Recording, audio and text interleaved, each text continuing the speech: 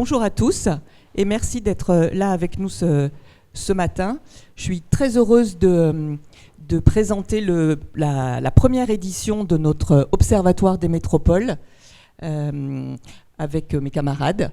Du coup, peut-être juste en un mot, vous savez tous que ce qui nous guide chez Stan, c'est cette conviction qu'on a que l'avenir est dans les territoires. Et finalement, c'est aussi cette conviction-là qu'on partage avec Guillaume Pellegrin, avec qui on a co-organisé, co-initié cet observatoire des métropoles, qui est le président fondateur de Newton Offices et qui a eu très tôt aussi l'intuition de l'importance des territoires et de l'importance d'apporter finalement aux dirigeants qui ont envie de s'y installer des espaces de travail flexibles et adaptés. Et puis, on a aussi Georges Marigiano qui nous a suivis dans l'aventure, qui est associé chez KPMG, et plus particulièrement en charge des ETI. Et KPMG, c'est bien sûr la grande entreprise internationale que tout le monde connaît, mais c'est aussi une entreprise très ancrée sur les territoires, très active dans les métropoles, avec une grande proximité avec les entreprises et qui a un regard sur l'activité économique, évidemment, et le poids des métropoles et l'importance des ETI dans les métropoles qui est intéressant. Et puis on est allé chercher Gaël Slimane, qu'on ne présente pas, mais qui a tout de suite plongé dans cette problématique et qui nous a évidemment mené de main de maître cette étude qu'on va vous présenter aujourd'hui. Peut-être juste avant d'entrer dans le vif du sujet et de vous raconter cette étude, vous dire deux mots sur ce qui nous a motivés. Le fait initial, c'était de se dire justement, on en a parlé un petit peu pendant le café avec certains d'entre vous, c'était justement ce rebond finalement dont on se rend compte sur les territoires, dans les métropoles. On se rend compte aujourd'hui que c'est là que se passe le développement économique des entreprises. C'est là où on a eu aussi une volonté politique et une politique en matière de réindustrialisation assez récente, également de réflexion autour de la durabilité en matière environnementale. Donc il y a toutes ces politiques volontaristes qui accompagnent finalement et qui ramènent les entreprises dans les territoires. On a coutume de dire que la décentralisation, déconcentration a mis du temps d'un point de vue politique, mais aujourd'hui finalement on se rend compte que c'est les entreprises qui commencent juste maintenant, là, ces dernières années, à s'installer dans les territoires et à sortir un petit peu leurs sièges sociaux de la capitale et à venir s'installer. Donc c'est ce courant-là qui nous intéressait. Évidemment, il y a des tas de données chiffrées qui existent là-dessus. Donc nous, on s'est plutôt intéressé à la perception, puisqu'en fait, c'est aussi la perception qu'on peut avoir d'un élément, et ça, Gaël le dira mieux que moi, qui fait qu'on change et qu'on fait des choix dans la vie. Donc on s'est vraiment attaché à la perception que peuvent avoir les salariés et les dirigeants, justement, de cette attractivité des métropoles. Voilà un petit peu le fil conducteur. Mais Guillaume, peut-être quelques mots... Il marche, oui. Bonjour et merci à tous d'être là. En effet, les territoires, c'est pas que j'y suis tombé dedans quand j'étais tout petit, mais j'y suis né. Je suis né à Marseille, comme certains ici dans cette salle. Et mon parcours personnel m'a amené pas très loin d'ici, notamment à Paris, puis à l'international. Et puis, j'ai fait le choix de revenir dans ces territoires. Donc, en fait, mon parcours personnel est un peu l'illustration de ce qu'on a voulu mesurer avec cette étude, parce que j'ai toujours été, moi, le témoin de deux mouvements un peu contradictoires dans notre histoire française. Ce mouvement centralisateur français que l'on connaît bien, que je ne vais pas redécrire, mais assez centralisateur, parfois uniformisateur même. Et moi, j'ai toujours été un peu à Paris, pour l'anecdote, un peu le Marseillais de service, et j'ai toujours pris ce rôle-là avec grand plaisir.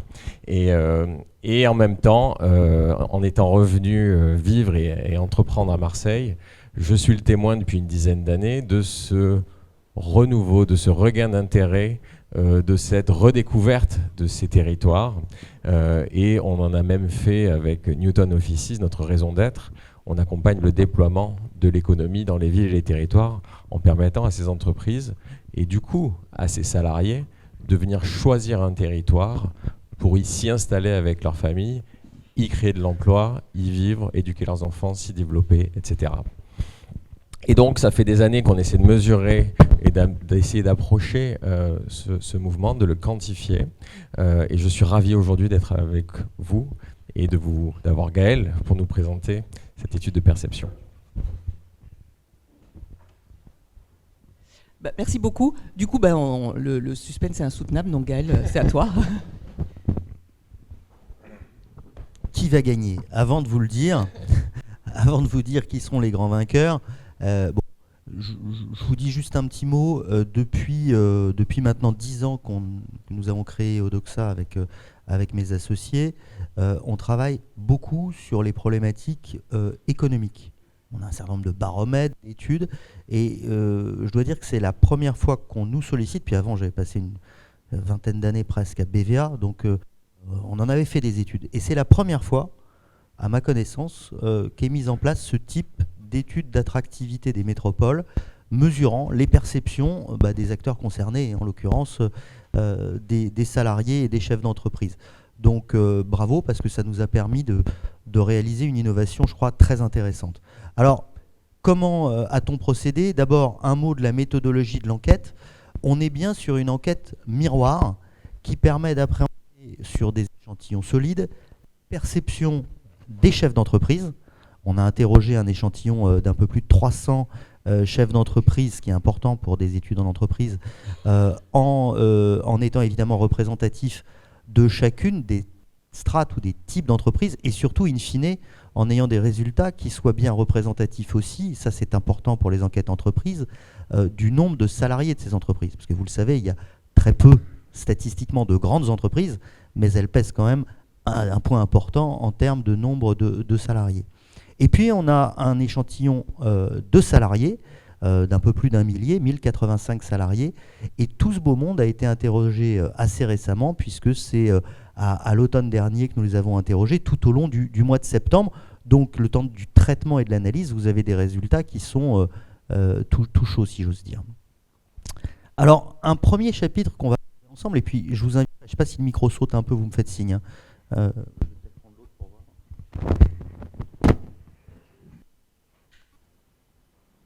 J'entends c'est mieux, ça marche mieux.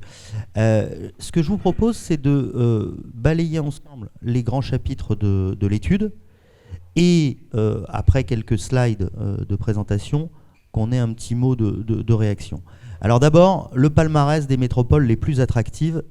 Quelles sont les métropoles perçues par les chefs d'entreprise comme étant les plus attractives? Donc, number one, Bordeaux Métropole, qui arrive en tête avec 82% de chefs d'entreprise qui estiment que c'est une métropole attractive. Et ce qui est intéressant, c'est que quand on regarde la liste des métropoles, vous avez toujours une majorité de chefs d'entreprise qui portent un jugement positif sur chacune des 12 métropoles. Peut-être avant même le fait de savoir que Bordeaux est premier, bon, ça fait plaisir à la métropole de Bordeaux, l'enseignement intéressant, c'est de voir que l'ensemble des métropoles est jugé attractif par une majorité de chefs d'entreprise, et que si on laisse de côté la métropole Rouen-Normandie, qui est quand même à 50%, en moyenne, on est à plus des 2/3 des chefs d'entreprise qui nous disent, pour chacune de ces métropoles, je la juge attractive. Et puis ensuite, on a ce palmarès avec un peu plus d'éclectisme chez les chefs d'entreprise que ce qu'on va trouver chez les salariés, où il y a une règle plus simple que je dans un instant. Mais auprès des chefs d'entreprise, on a une très, très bonne donnée à Bordeaux, devant la métropole de Lyon et celle de Lille. Et vous voyez qu'on a une alternance. On ne peut pas dire qu'il y a un tropisme particulier géographique du côté des chefs d'entreprise. Ils ont des jugements, on va voir les différents critères qui les animent, qui ne portent pas exclusivement sur « il fait beau ». Et en ce qui les concerne, Bordeaux, donc, première. Bordeaux, Lyon, Lille. Maintenant, le même palmarès de ces métropoles auprès des salariés. Eh bien, tiens, incroyable, c'est encore Bordeaux qui est première. On a 12 métropoles testées, et là, il y a la même tendance que pour les chefs d'entreprise. Le premier enseignement, c'est qu'on a systématiquement une majorité de salariés qui disent de chacune des métropoles qu'elle est attractive. Ça ne veut pas dire qu'ils veulent y aller eux-mêmes. On a une autre question qui le mesure, ça. Mais ça veut dire que cette métropole... Et vous avez entre 51 et 58-59% qui se positionnent sur les 5 métropoles les moins citées. Donc c'est quand même pas mal. Et vous avez là aussi, auprès des salariés, un niveau médian fréquemment situé au-delà de 62, 63, 64%. Et puis il y a un paramètre chez les salariés qui est plus simple en termes de lecture géographique que ce qu'on observe auprès des chefs d'entreprise. On peut dire une forme d'héliocentrisme ou d'héliotropisme. On va vers le soleil. Et si vous regardez la liste des métropoles citées par les salariés aux 3 premières places, eh bien on a 3 métropoles du sud, Bordeaux et Montpellier. Ça, c'est la perception, c'est la vie qui coûte pas cher. Oui, je la trouve attractive. Maintenant, si on rentre dans le dur et qu'on essaye de voir si on est prêts les uns et les autres à quitter son chez-soi pour aller s'installer dans cette métropole. Alors, c'est un autre palmarès, mais j'ai l'impression que dans tous les palmarès qu'on peut faire, on aura toujours Bordeaux première, puisque dans ce palmarès de dans quelle métropole seriez-vous prêt à vous installer, vous si, alors dans le cas de figure où on est en couple, si votre conjoint est d'accord, bon, sinon si on est célibataire, on posait la question comme ça, et on voit que Bordeaux arrive en tête et qu'on a un héliotropisme ou un héliocentrisme qui est encore plus accentué chez les salariés que sur le jugement précédent, puisque cette fois, c'est pas très compliqué, toutes les métropoles du sud de la France, du sud d'une ligne Bordeaux-Lyon en quelque sorte, sont citées comme étant potentiellement attractives pour soi-même. On a Bordeaux en 1, on a Nice-Côte d'Azur, on a Montpellier en 3, Toulouse en 4 et Aix-Marseille en 5. Et donc, on a ce tropisme-là. Deuxième élément, on a posé une question de manière un petit peu détaillée en indiquant aux gens, seriez-vous prêt à vous y installer à ISO conditions pour le même poste ou le même... non, c'est pas celle-ci. Attends un instant. À ISO poste ou même conditions, salaire, etc. Ou bien en ayant un boost. Et vous voyez que ce qu'on voit en vert foncé, ce sont les gens qui nous disent, bah moi, même si on ne me propose pas un meilleur salaire, pas de meilleures conditions, je suis prêt à quitter la métropole dans laquelle je suis aujourd'hui pour aller m'installer dans l'une de celles-ci.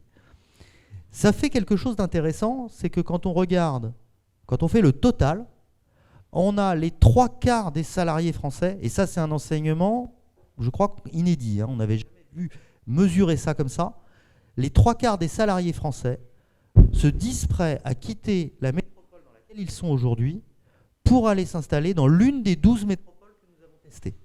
C'est le total de ceux qui disent soit Bordeaux, soit Toulouse, soit etc. Et si on affine un peu, parce que dans ces 74%, il y a ceux qui disent « moi je veux bien partir, mais à condition d'avoir une amélioration de la situation ». Et si on laisse de côté cela pour se focaliser uniquement sur ceux qui disent « je suis prêt à partir pour les mêmes conditions que celles que j'ai aujourd'hui », c'est presque un salarié sur deux, on est à 44%, qui sont prêts à déménager, quitter leur maison demain pour aller s'installer ailleurs. Et ça, c'est une sacrée révolution, sachant que tout ce que je vous présente ce sont des sondages, les chiffres qu'on vous donne sont des moyennes, et que bien sûr ça traduit des réalités très différentes selon les profils des gens, selon les communes dans lesquelles ils habitent et selon leur âge. Si vous voyez la courbe d'âge qui est représentée là, vous voyez qu'on est aux 2/3 des plus jeunes, 18-24 ans, qui sont prêts à partir en un claquement de doigts demain, à ISO conditions, pour aller dans l'une des 12 métropoles que nous avons testées dans l'étude. Et vous avez aussi un tropisme de je veux fuir les grosses villes ou agglomérations pour aller ailleurs, avec notamment l'agglomération parisienne qui n'est pas la mieux lotie dans les différents classements. Vous l'avez vu, Paris est souvent, j'y reviendrai, assez mal classé. Et ben, ceux qui veulent le plus partir de là où ils sont les personnes qui habitent l'agglomération parisienne, avec cette tendance à vouloir aller vers le sud et vers le soleil. Alors, avant d'aborder le second chapitre sur les critères clés pour favoriser la mobilité, je crois que vous aviez une réaction.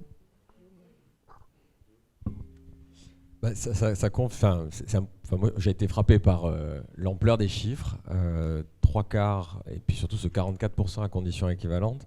Et ça confirme bien ce que nous, on vit dans ces territoires-là, puisque Newton Offices est présent dans presque toutes ces métropoles françaises. Et ça confirme aussi ce que j'entends très souvent en échangeant avec les chefs d'entreprise ou les dirigeants.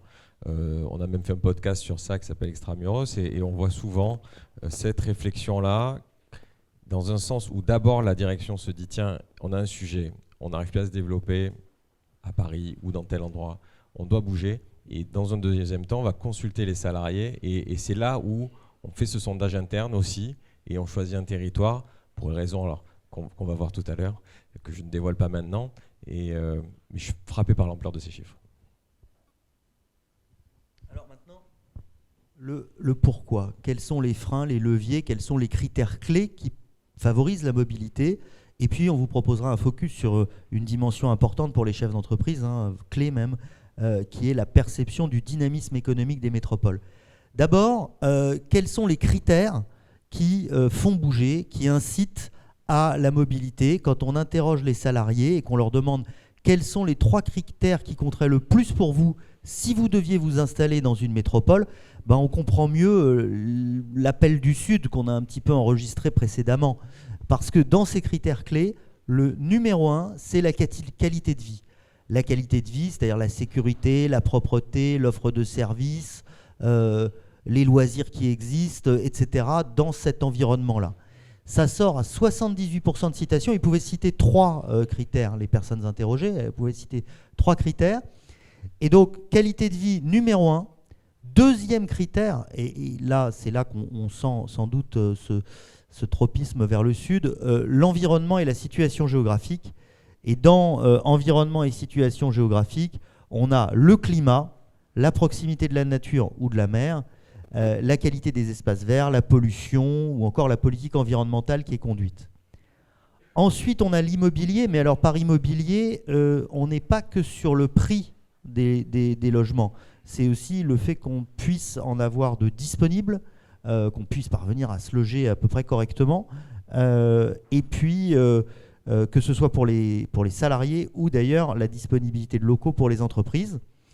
On a un critère de mobilité qui sort dans une moindre mesure, et enfin on a dynamisme économique et les aspects liés à la population, c'est-à-dire le nombre d'habitants et le profil de cette population, est-ce qu'ils sont accueillants, sympathiques, chaleureux, etc. Donc 3 critères pour les salariés, 1 qualité de vie, 2 environnement, 3 immobilier. Ensuite, quand on pose cette même question aux chefs d'entreprise, alors il y a une convergence qui est heureuse, qui est satisfaisante, parce que le chef d'entreprise, on l'oublie trop souvent, enfin j'en suis un, mais c'est un être humain. Et du coup, le chef d'entreprise aussi, l'aspect qualité de vie, c'est important. Alors c'est important à la fois pour lui, à titre personnel, sa propre qualité de vie, et puis c'est important pour ses salariés, en se disant si j'ai envie de motiver mes talents ou d'en recruter ou de les faire venir, eh bien il faut que je puisse cibler une métropole qui m'offrira à moi et à mes salariés une bonne qualité de vie.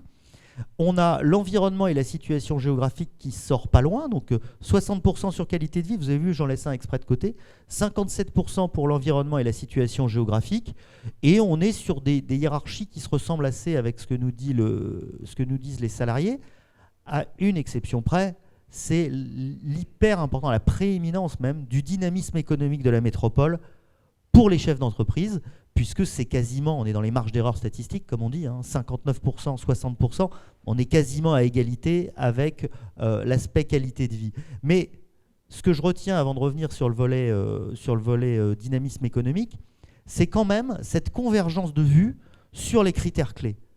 C'est pas forcément toujours le cas, c'est pas forcément attendu. Si on s'est posé cette question ensemble, c'est qu'on voulait s'en assurer, voilà. Et le fait de voir que de ce point de vue-là, il y avait une convergence de vue entre les salariés et les chefs d'entreprise, c'est quelque chose qui est sans doute rassurant.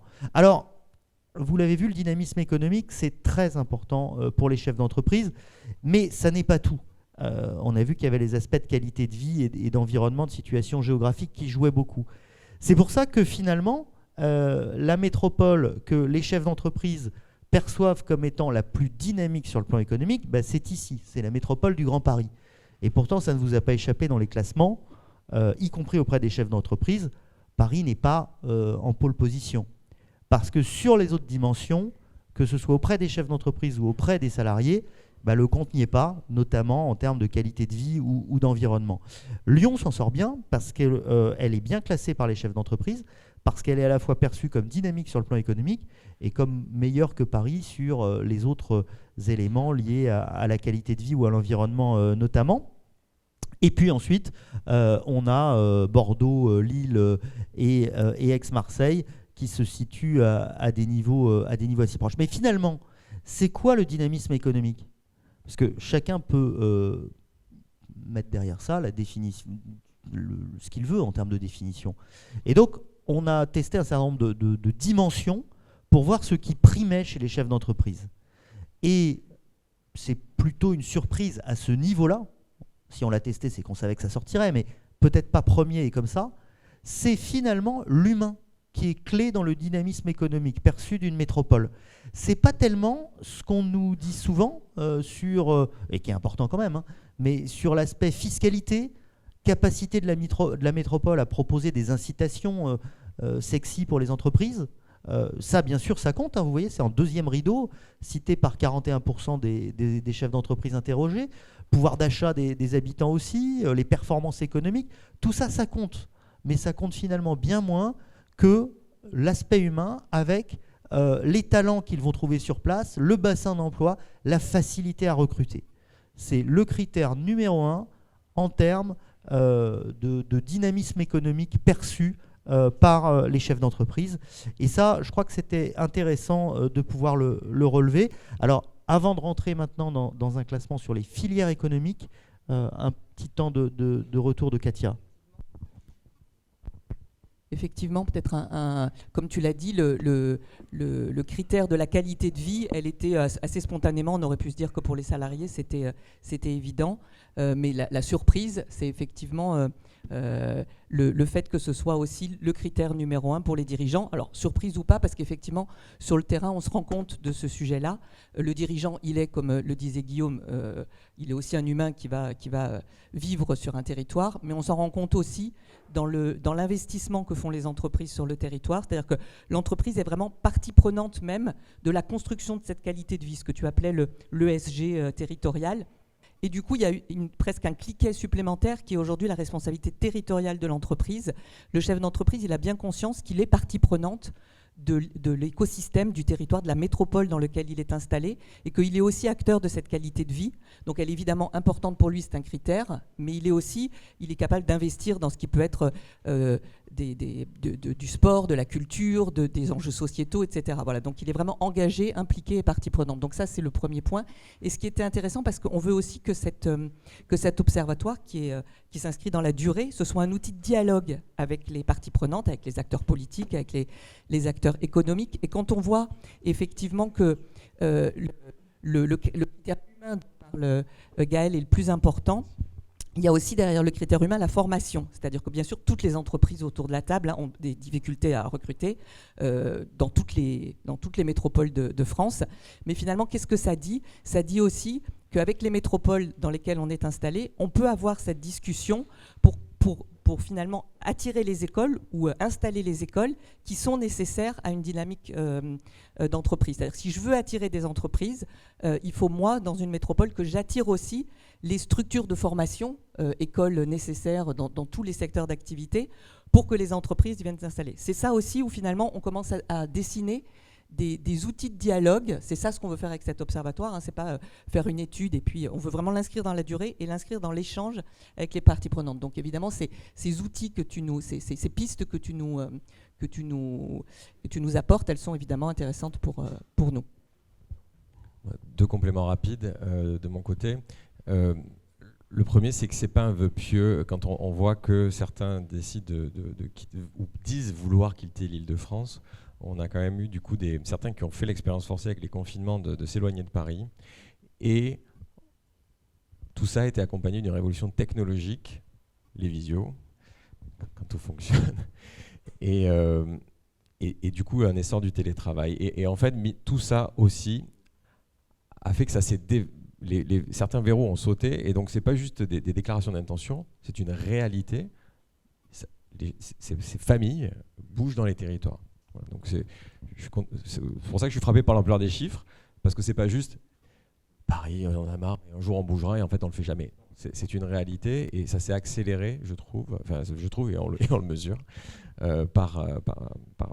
du fait de ces derniers mois.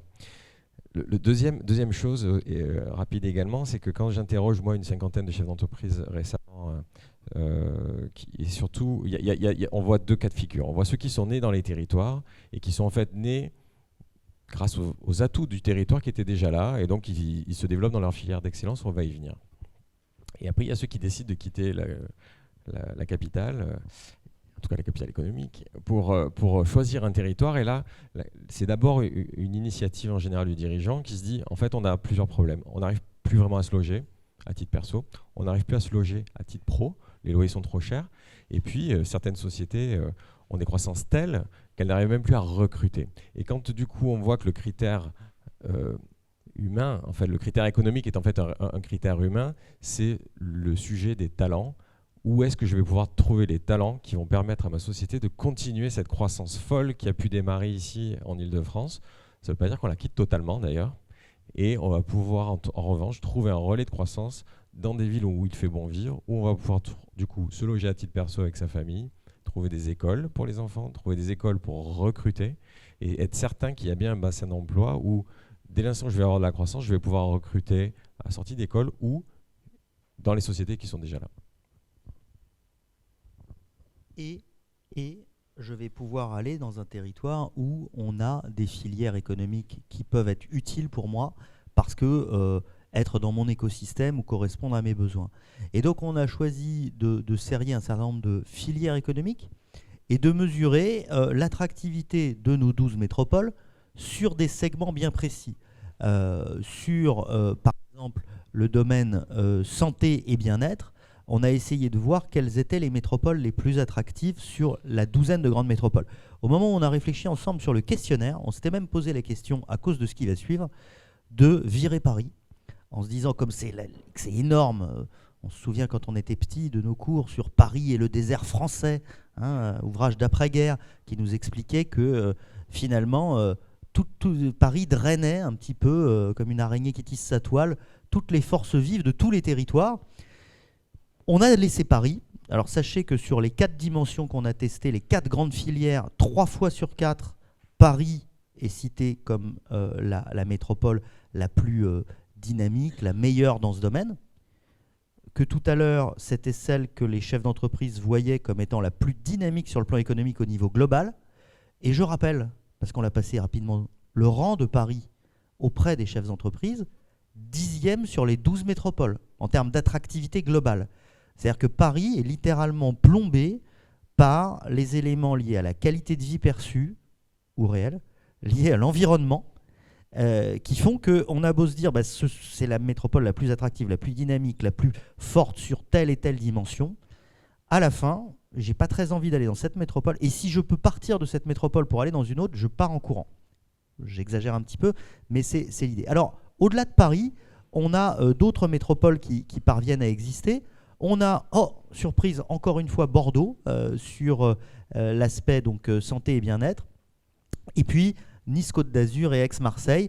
Les chefs d'entreprise placent ces métropoles-là, on va dire qu'elles sont 4 dans un étiage assez serré, en tout cas 3 après Paris, comme étant les plus attractives sur cette dimension santé et bien-être. On a le même classement sur le volet transition énergétique. C'est sur les 4 grands domaines, grandes filières, c'est la seule fois où Paris n'est pas premier ou première, métropole de Paris. On a Lyon qui arrive en tête pour la seule et unique fois. Et puis on va retrouver Paris. Et là, c'est assez varié. Nantes, Strasbourg, et puis Bordeaux qui apparaît, mais seulement en 5e position à ce niveau-là. On a testé aussi la filière industrie et innovation technologique. Et bon, Paris première, mais sinon, on a Lyon, Toulouse, qui sont les dauphins de la capitale. Et enfin, on a testé la filière du numérique du digital et de l'IA. Alors bon, là, Paris écrase littéralement, parce que vous avez vu que sur les précédents classements, Paris est en tête, mais pas forcément à des niveaux par rapport aux autres métropoles. Là, cette fois, on a 54% de citations pour Paris. La deuxième, c'est la métropole de Lyon, arrive avec seulement 12% de citations. Donc, sur le volet digital, numérique et intelligence artificielle, on a une focalisation sur la ville capitale qui est erronée sans doute, excessive et peut-être problématique. Alors, on a maintenant un panorama global sur les différents critères d'attractivité. Je ne sais pas si quelqu'un voulait réagir avant. Alors, deux petites choses. Moi, ce qui me rassure, effectivement, quand que tu le disais, Gaël, quand j'étais en prépa, on travaillait Paris et le désert français. Ce qui me rassure dans tout ce que tu as présenté, c'est que toutes les métropoles régionales ont des atouts. Il n'y a plus Paris et le reste, toutes ont des atouts. Peut-être ce qui ressort un peu, compte tenu de tous ces classements, c'est que Lyon pourrait tuer une bonne synthèse, parce que Lyon est classé tant par les salariés que par les chefs d'entreprise et pour tous les secteurs d'activité. Bon, à phosphorer, à réfléchir, à mâchouiller. Voilà. Deuxième point, et ce micro il ne fonctionne pas très bien. Deuxième point, et je reprends mon parallèle avec les ETI, je pense que la France a fait beaucoup d'efforts sur les dernières années. Il y a encore un pas à faire. Et je reprends mon parallèle avec les ETI. Bien. Vous savez, je ne vais même pas prendre l'exemple 500 ETI, il y en a 12 000 en Allemagne. Ils nous ont mis 3 0 là-dessus, le fameux Mittelstand allemand. Mais je vais prendre un parallèle avec l'Italie. Donc il y a 5500 ETI en France, il y en a 8 000 en Italie. Pourquoi ? Parce que tous les territoires en Italie sont forts. Quand vous faites une grande école de commerce ou d'ingénieur en Italie, au lieu de vouloir travailler à Milan, qui est la capitale économique, et dans la grande entreprise de Rome ou de Milan, vous allez travailler dans la belle ETI qui est à côté de chez vous, où vous avez grandi après votre école. Et c'est vrai qu'en France, on y revient, mais on a moins ça. Et je pense qu'il y a certainement un progrès à faire pour avoir des ETI fortes dans les régions, dans les métropoles, qui vont aider les écoles, on parlait de recrutement, de compétences, ainsi de suite, qui vont animer l'activité culturelle de la métropole ou de la région, ainsi de suite. Et il y a tout ce cercle vertueux en profondeur. Voilà ce que je souhaitais dire en rebondissant sur tes propos. Alors, pour illustrer ça, d'ailleurs, on a une jolie carte de France avec les 12 métropoles. Et pour illustrer ce que tu viens de dire sur le fait que toutes les métropoles avaient leurs atouts, elles ont aussi leurs forces relatives. Donc, attention, réflexion complexe. On a testé ce qu'étaient, vous vous souvenez, les critères préférentiels pour l'installation. On a demandé aux chefs d'entreprise si c'était l'aspect population, qualité de vie, que sais-je, environnement, situation géographique, etc., qui primait. Et ensuite, on a testé les métropoles que vous jugiez les plus attractives. On a croisé les deux données. Et donc, ça vous donne cette carte de France qui montre, cette fois, non plus en compétition les unes avec les autres, mais pour chaque métropole, ce qu'est sa force relative et ce qu'est probablement sa faiblesse relative. Je vous donne l'illustration avec Lille. Sur la métropole de Lille, vous avez un niveau de citation de l'attractivité de Lille qui est à 79% en moyenne. Et ceux qui ont dit, moi, ce qui prime dans mon choix, c'est la population, ils sont 85% à dire que Lille est attractive. Ceux qui ont dit, ce qui prime à mes yeux pour une métropole, c'est l'aspect immobilier, ne sont que 77%, c'est déjà pas mal, mais à dire que Lille est attractive. Donc vous voyez en rouge, c'est en relatif, le critère qui fait que le jugement sur la métropole est un petit peu moins bon, et en vert, le critère qui booste le jugement qu'on porte sur la métropole. Ça veut dire qu'en hypothèse en laboratoire, en to-do list, on appelle ça comme on veut, pour les métropoles, il y a une mine d'informations, évidemment, derrière cette étude. On vous a présenté des résultats de manière la plus claire possible, j'espère, et simple, mais vous avez des centaines de data exploitables. La question me sera posée, donc j'anticipe, parce que ça l'est toujours, et c'est légitime. Évidemment, tous les résultats sont disponibles en termes de sexe, d'âge, de région, de catégorie d'agglomération, de taille d'entreprise, etc., etc., et sont à la disposition de mes commanditaires et qui pourront, à leur discrétion, vous les transmettre si vous le leur demandez. Mais c'est très riche.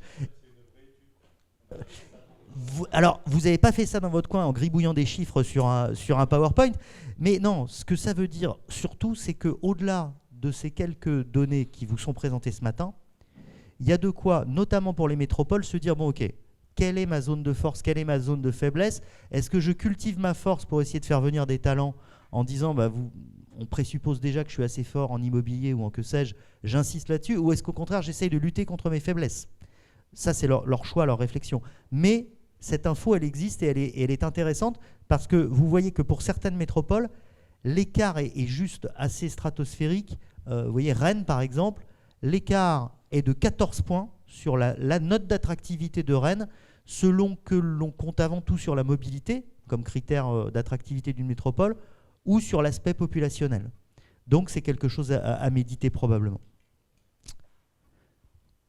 Et ben, du coup, la transition est toute trouvée parce que qu'est-ce qu'on fait maintenant de cet observatoire? On vous l'a dit, hein, l'idée, c'est pas de faire un one-shot, c'est de le suivre dans le temps, de voir comment tout ça évolue. Et surtout, c'est un outil pour nous de dialogue. On a évidemment informé tous les présidents de métropoles, de ces 12 métropoles-là, de la démarche qu'on faisait. L'idée, c'est d'aller partager avec eux pendant tout le premier trimestre 2024, d'aller travailler avec des dirigeants d'entreprise, des acteurs politiques, des acteurs institutionnels autour de ces sujets. Parce que comme le disait Gaël, c'est cette fameuse mine d'informations, de pistes, de dialogue, qui est intéressante aussi de réfléchir à l'échelle de chaque métropole. Et c'est ce qu'on va faire dans le trimestre qui va s'ouvrir, vraiment et on s'est rendu compte qu'on a déjà des premiers retours de métropoles qui sont assez attentives et intéressées à ça. Donc voilà, c'est aussi l'idée qu'on en avait au départ et on est très heureux d'avoir toutes ces pistes à triturer et à partager. Merci beaucoup. Merci à vous.